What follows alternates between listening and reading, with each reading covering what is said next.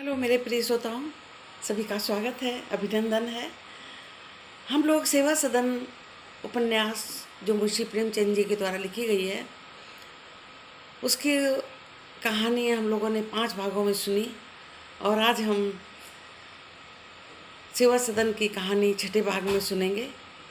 पहले की तरह हमने इस बार भी कुछ खंडों में सुनाई है और छठे भाग की कहानी आरंभ करने के पहले हम जो पहले की कहानी है उस पर प्रकाश डालते हैं, हमेशा वैसे ही डालेंगे। उसका कारण है कि बहुत से लोग रेगुलर देख नहीं पाते हैं, तो उस पार्ट से इसको जोड़ना होता है। हमारे श्रोताओं का कहना है कि हम इतने दिनों में कहानी भूल जाते हैं, तो हम कोशिश करते हैं उनको याद दिलाने की। तो चलिए आरंभ करते हैं। हमने अभी तक सुना कि कृष्णदास जो पुलिस में दरोगा हैं, उनकी 2 बेटियां हैं, शांता और सुमन, और पत्नी हैं गंगाजली। बहुत ही ईमानदार व्यक्ति हैं और बहुत सरल स्वभाव के हैं। अपने परिवार को हर तरह से प्रसन्न रखते हैं, बेटियों की हर मांग पूरी करते हैं, बहुत स्नेह करते हैं अपनी लड़कियों से। जितना वेतन आता है वो लगभग सभी उनका बच्चों की और परिवार की देखभाल में निकल जाता है। जमा करने पे वो विश्वास नहीं रखते हैं। अब जब बेटियां बड़ी होती हैं तो विवाह की बात आती है, और हमारे यहाँ जैसा आप जानते हैं हिंदुस्तान में दहेज प्रथा का बड़ा प्रचलन है। तो जहाँ भी जाते हैं कृष्णदास, सारी बात तय हो जाने के बाद दहेज ब्याह की बात रुक जाती और कृष्णदास मुंह लटकाए घर आ जाते, क्योंकि उनके पास दहेज देने को नहीं था। बहुत परेशान और चिंतित होते हैं। गंगाजली जो उनकी पत्नी होती हैं, उनसे बात भी करते हैं कि ईमानदारी बेकार है। जो लोग लूट खसोट करके अपने घर भर लेते हैं वो सम्मान से जी रहे हैं, और अगर हमारे पास भी आज पैसा होता, हमने भी ऐसे लिया होता, तो बहुत से रिश्ते हमारी बेटियों के लिए आ जाते हैं। तो उन्होंने सोचा वो भी वैसा ही करेंगे जैसा समाज चाहता है, और वो एक दिन उनके पास पैसा इस तरह का आता है तो वो ले लेते हैं और ला करके अपनी पत्नी को दे देते हैं कि वो शादी की तैयारी करे। किंतु उनके साथी और ऑफिसर्स इस बात से खुश नहीं थे, नाखुश हुए और उन्होंने उनको अरेस्ट करा दिया। पर उन्हें किसी बात का गम नहीं था कि वो अरेस्ट किए गए। उनको लगता था कि मैंने जो गलत कार्य किया है उसकी सज़ा उन्हें मिली है, और अपने पत्नी और बच्चों को सब समझाकर जेल चले जाते हैं 5 वर्ष के लिए। गंगाजली बहुत कोशिश करती हैं तो 1 वर्ष का सज़ा का कम करवा पाती हैं। इधर सुमन का विवाह टूट जाता है और उनके मामा जो हैं बच्चों को ले जाते हैं और अपनी बहन को ले जाते हैं। वहाँ पे ही वो प्रयत्न करते हैं सुमन की दूसरी जगह विवाह के लिए, और विवाह तय भी हो जाता है, पर सुमन के योग्य नहीं होता है। बेमेल विवाह होता है। जब दामाद दरवाजे पर आता है तो गंगाजली देखती हैं, बहुत दुखी होती हैं, पर कुछ कर नहीं सकती हैं, और उसका विवाह हो जाता है। सुमन पहुंचती हैं जब ससुराल, तो वहाँ बहुत स्थिति खराब होती है, रहने खाने की भी परेशान होती है, लेकिन धीरे धीरे वो अपने आप को एडजस्ट कर लेती है। बाद में दोनों में पैसे को लेकर के, घर की जो समस्या है उसको लेकर के लड़ाई झगड़े शुरू होते हैं। गजाधर नाम का जो उसका पति होता है वो उसको मानसिक रूप से प्रताड़ित करता है, पिटाई उटाई भी कर देता कभी, तो वो बहुत परेशान हो जाती है। एक दिन वो घर से उसको निकाल देता है। वो भी अपने आत्मसम्मान की वजह से अपना सामान लेकर के घर से निकल जाती है, किंतु वो जाए कहाँ अब निकल कर।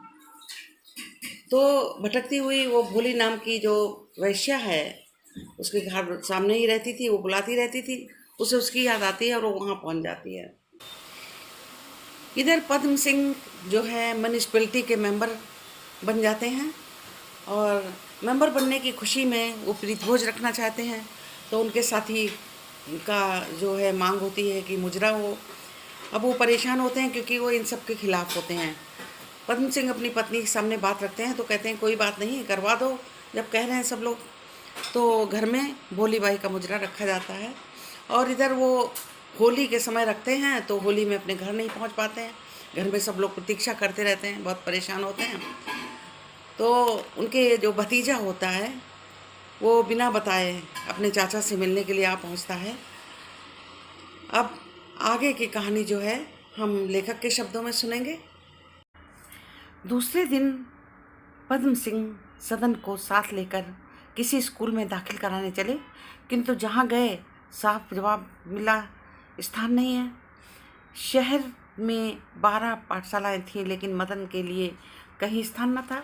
शर्मा जी ने विवश होकर निश्चय किया कि स्वयं पढ़ाऊंगा। प्रातःकाल से ही मुवक्किलों के मारे अवकाश नहीं मिलता। कचहरी से आकर पढ़ाते, किंतु एक ही सप्ताह में हिम्मत हार गए थे। कहाँ कचहरी से आकर पत्र पढ़ते थे, कभी हारमोनियम बजाते थे, कभी अब एक बूढ़े तोते को रटाना पड़ता। वह बारंबार झुंझलाते। उन्हें मालूम होता कि सदन मंद बुद्धि है। यदि वह कोई पढ़ा हुआ शब्द पूछ बैठता तो शर्मा जी झल्ला पड़ते। वह स्थान उलट पलट कर दिखाते जहाँ वह शब्द प्रथम आया था, फिर प्रश्न करते और सदन ही से उस शब्द का अर्थ निकलवाते। इस उद्योग में काम कम होता है, किंतु उलझन बहुत थी। सदन भी उनके सामने पुस्तक खोलते हुए डरता। वह पछताता कि कहाँ से कहाँ यहाँ आया। इससे तो गांव ही अच्छा था। 4 पंक्तियाँ पढ़ाएंगे लेकिन घंटों बिगड़ेंगे। पढ़ा चुकने के बाद शर्मा जी कुछ थके से जाते। सैर करने को भी जी नहीं चाहता। उन्हें विश्वास हो गया कि इस काम की क्षमता मुझ में नहीं है। मोहल्ले में एक मास्टर साहब रहते थे। उन्होंने 20 रुपया मासिक पर सदन को पढ़ाना स्वीकार किया। अब चिंता हुई कि यह रुपए आए कहाँ से। शर्मा जी फैशनेबल मनुष्य, खर्च का पल्ला सदा दबा ही रहता। फैशन का बोझ अखरता तो अवश्य था, किंतु उसके सामने कंधा न डालते थे। बहुत देर तक एकांत में बैठे सोचते रहे, किंतु बुद्धि ने कुछ काम ना किया। तब सुभद्रा के पास जाकर बोले, मास्टर साहब 20 पर राजी हैं। सुभद्रा, तो क्या मास्टर ही ना मिलते थे? मास्टर तो 1 नहीं 100 हैं, रुपए कहाँ हैं? शर्मा जी, रुपए ईश्वर कहीं से देंगे ही। सुभद्रा बोली, मैं तो कई साल से देख रही हूँ, ईश्वर ने कभी विशेष कृपा तो नहीं की। बस इतना दे देते हैं कि पेट भर रोटियां चल जाएं, वही तो ईश्वर है। तो तुम ही कोई उपाय निकालो, मुझे तो कुछ देते हो मत देना बस। पद्म सिंह, तुम तो जरा सी बात में चिढ़ जाती हो। सुभद्रा, चिढ़ने की बात ही करते हो? आय व्यय तुमसे छिपा नहीं है और कौन सी बचत निकाल दूं? दूध घी की तुम्हारे यहाँ नदी नहीं बहती। मिठाई मुरब्बे में कभी फफूंदी नहीं लगी। कहारेन के बिना काम चलने का ही नहीं। महाराजिन का होना जरूरी है और किस खर्च में कमी करने को कहते हो? पद्म सिंह बोले, दूध ही बंद कर दो। सुभद्रा, हाँ बंद कर दो, मगर तुम ना पियोगे, सदन के लिए तो लेना होगा। शर्मा जी फिर सोचने लगे। पान तंबाकू का 10 रुपया मासिक में कम ना था। और भी कई छोटी छोटी मदों से कुछ ना कुछ बचत हो सकती थी, किंतु उनकी चर्चा करने से सुभद्रा अप्रसन्नता का भय था। सुभद्रा की बातों से उन्हें स्पष्ट विदित हो गया था कि इस विषय में उसे मेरे साथ सहानुभूति नहीं है। मन में बाहर के खर्च को लेखा जोड़ने लगे। अंत में बोले, क्यों रोशनी और पंखे के खर्च में कुछ किफायत हो सकती है? सुभद्रा, हाँ हो सकती है। रोशनी की क्या आवश्यकता है, सांझ ही बिछावन पर पड़े रहें। यदि कोई मिलने मिलाने आएगा तो आप ही चिल्ला कर चला जाएगा और घूमने निकल गए, 9 बजे लौट कर आए। और पंखा तो हाथ से जला जा सकता है। क्या जब बिजली नहीं थी तो लोग गर्मी के मारे बावले हो जाते थे? पद्म सिंह बोले, घोड़े के रातिब में कमी कर दूं? सुभद्रा, हाँ ये दूर की सूझी। घोड़े की रातिब दिया ही क्यों जाए, घास काफ़ी है। यही ना होगा कि कूले पर हड्डियां निकल आएंगी। किसी तरह मर जी कर कचहरी तक ले ही जाएगा। ये तो कोई नहीं कहेगा कि वकील साहब के पास सवारी नहीं है। पद्म सिंह, लड़कियों की पाठशाला को 2 रुपए चंदा देता हूँ, 2 क्लब को चंदा देता हूँ, 3 मासिक अनाथालय को देता हूँ। ये सब चंदे बंद कर दूँ तो कैसा हो? सुभद्रा, बहुत अच्छा होगा, संसार की रीति है, पहले अपने घर में दिया जलाकर मस्जिद में जलाते हैं। शर्मा जी सुभद्रा की इन व्यंग्यपूर्ण बातों सुन सुनकर मन में झुंझला रहे थे, पर धीरज के साथ बोले, इस तरह कोई 15 मासिक तो मैं दूंगा, शेष 5 रुपए का बोझ तुम्हारे ऊपर है। मैं हिसाब किताब नहीं पूछता, किसी तरह संख्या पूरी करो। सुभद्रा, हाँ हो जाएगा, कुछ कठिन नहीं है, भोजन एक समय बने, दोनों समय बनने की क्या जरूरत है? संसार में करोड़ों मनुष्य ऐसे हैं जो एक समय खाते हैं, किंतु बीमार या दुबले नहीं होते। शर्मा जी अधीर हो गए। घर की लड़ाई में उनका हृदय कांपता था, पर यह चोट ना सही गई। बोले, तुम क्या चाहती हो कि सदन के लिए मास्टर न रखा जाए और यूं ही अपने जीवन नष्ट करे? चाहिए तो ये था कि तुम मेरी सहायता करती, उल्टे और जीत जला रही हो। सदन मेरे उसी भाई का लड़का है जो अपने सिर पर आटे दाल की गठरी लाद कर मुझे स्कूल में दाखिल कराने आए थे। मुझे वो दिन भूले नहीं हैं। उनके उस प्रेम का स्मरण करता हूँ तो जी चाहता है उनके चरणों पर गिर कर घंटों रोऊं। तुम्हें अब अपनी रोशनी के पंखे के खर्च में, पान तंबाकू के खर्च में, घोड़े के साइज के खर्च में किफ़ायत करना भारी मालूम होता है, किंतु भैया मुझे वार्निश वाले जूते पहनाकर आप नंगे पाँव चलते थे। मैं रेशमी कपड़े पहनता था, वो फटे जूते पर ही काटते थे। उनके उपकारों और भलाइयों का इतना भारी बोझ मेरी गर्दन पर है कि मैं इस जीवन में उससे मुक्त नहीं हो पाया। सदन के लिए मैं प्रत्येक कष्ट सहने को तैयार हूँ। उसके लिए यदि मुझे पैदल कचहरी जाना पड़े, उपवास करना पड़े, अपने हाथों से उसके जूते साफ करने पड़े, तब भी मुझे इनकार ना होगा। नहीं तो मुझ जैसा कृतज्ञ मनुष्य संसार में ना होगा। ग्लानि से सुभद्रा का मुखमंडल कुम्हला गया। यद्यपि शर्मा जी ने वे बातें सच्चे दिल से कही थी, पर उसने समझा कि यह मुझे लज्जित करने के लिए निमित्त कही गई है। सिर नीचा करके बोली, तो मैंने ये कब कहा कि सदन के लिए मास्टर न रखा जाए? जो काम करना ही है उसे कर डालिए, जो कुछ होगा देखा जाएगा। जब दादाजी ने आपके लिए इतने कष्ट उठाए तो यही उचित है कि आप भी सदन के लिए कोई बात उठा न रखें। मुझसे जो कुछ करने को कहिए वह करूं। आपने अब तक इस विषय पर जोर नहीं दिया था, इसलिए मुझे भ्रम हुआ कि कोई आवश्यक खर्च नहीं है। आपको पहले ही दिन से मास्टर का प्रबंध करना चाहिए था। इतने आगे पीछे क्या काम था? अब तक तो वो थोड़ा बहुत पढ़ भी चुका होता। इतनी उम्र गंवाने के बाद में जब पढ़ने का विचार किया है तो उसका एक दिन भी व्यर्थ न जाना चाहिए। सुभद्रा ने तत्क्षण अपनी लज्जा का बदला ले लिया। पंडित जी को अपनी भूल स्वीकार करनी पड़ी। यदि अपना पुत्र होता तो उन्होंने कदापि इतना सोच विचार न किया होता। सुभद्रा को अपने प्रतिवाद पर खेद हुआ। उसने पान बनाकर शर्मा जी को दिया। वह मानो संधि पत्र था। शर्मा जी ने पान लिया, संधि स्वीकृत हो गई। जब वह चलने लगे तो सुभद्रा ने पूछा, कुछ सुमन का पता चला? शर्मा जी, कुछ भी नहीं, न जाने कहाँ गायब हो गई। गजाधर भी नहीं दिखाई दिया। सुनता हूँ घर बार छोड़कर किसी तरफ निकल गया है। दूसरे दिन मास्टर साहब सदन को पढ़ाने लगे। 9 बजे वह पढ़ाकर चले जाते। तब सदन स्नान भोजन करके सोता। अकेले उसका जी बहुत घबराता। कोई संगी न साथी, न कोई हंसी न दिल्ली। कैसे जी लगे? हाँ, प्रातःकाल थोड़ी सी कसरत कर लिया करता था। उसका उसे व्यसन था। अपने गांव में उसने एक छोटा सा अखाड़ा बनवा रखा था। यहाँ अखाड़ा तो न था, कमरे में दंड कर लेता था। शाम को शर्मा जी उसके लिए फिटिंग तैयार कर देते थे। तब सदन अपना सूट पहनकर गर्व के साथ फिटिंग में सैर करने में निकलता।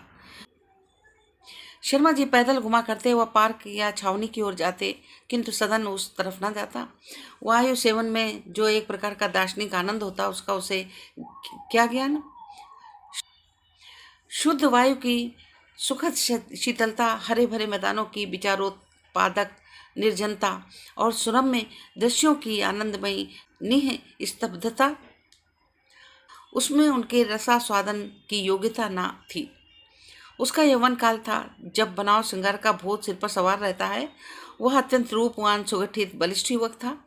देहात में रहा, न पढ़ना न लिखना, न मास्टर का भय, न परीक्षा की चिंता। शेरों दूध पीता था। घर की भैंसें थी। घी के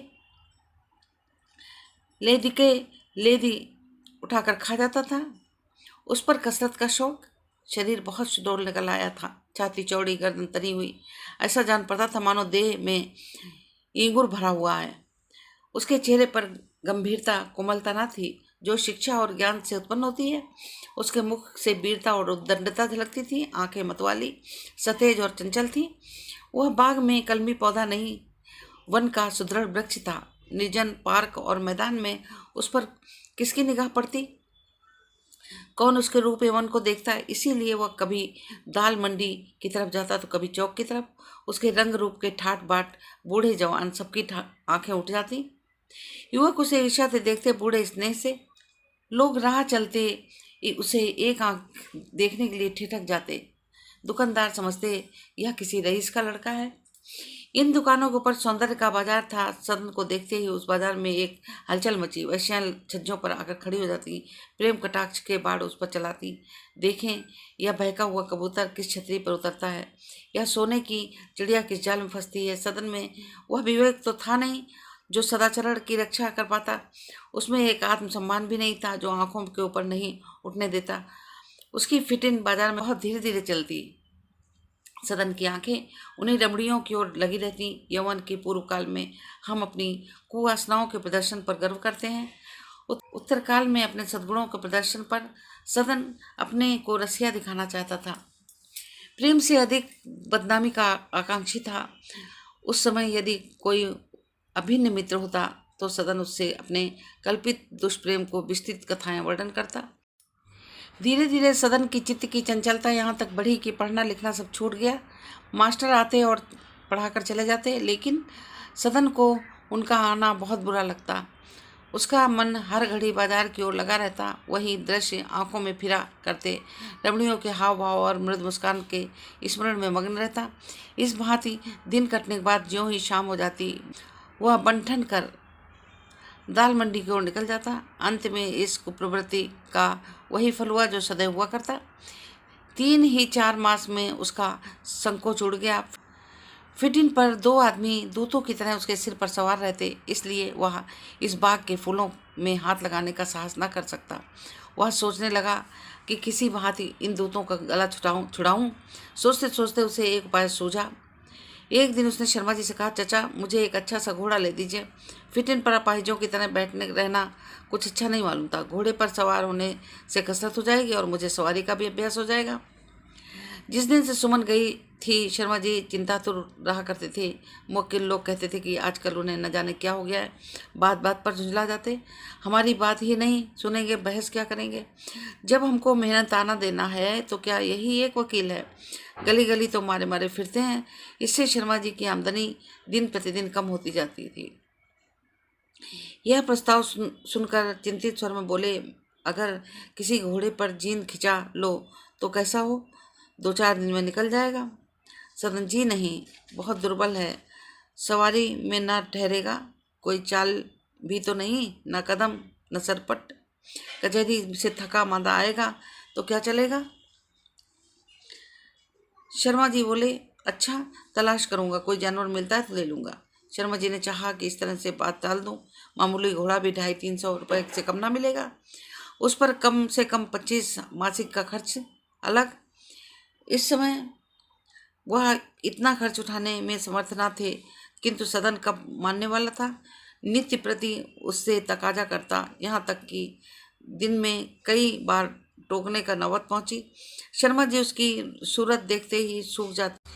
यदि उससे अपनी आर्थिक दशा साफ साफ कह देते तो सदन चुप हो जाता, लेकिन अपनी चिंताओं की राम कहानी सुनाकर उसे कष्ट में नहीं डालना चाहते थे। सदन ने अपने दोनों साहिसों से कह रखा था कि कहीं घोड़ा बिकाऊ हो तो हमसे कहना। साहिसों ने दलाली के लोभ में दत्तचित होकर तलाश की। घोड़ा मिल गया। डिगवी नाम के साहब बिलास जा रहे थे, उनका घोड़ा बिकने वाला था। सदन खुद गया, घोड़े को देखा, उस पर सवार हुआ, चाल देखी, मोहित हो गया। शर्मा जी से आकर कहा, चलिए घोड़ा देख लीजिए, मुझे बहुत पसंद है। शर्मा जी अब भागने का कोई रास्ता ना था, जाकर घोड़े को देखा। डिगवी साहब से बोले, दाम पूछे, उन्होंने 400 मांगे। इससे कौड़ी कम नहीं।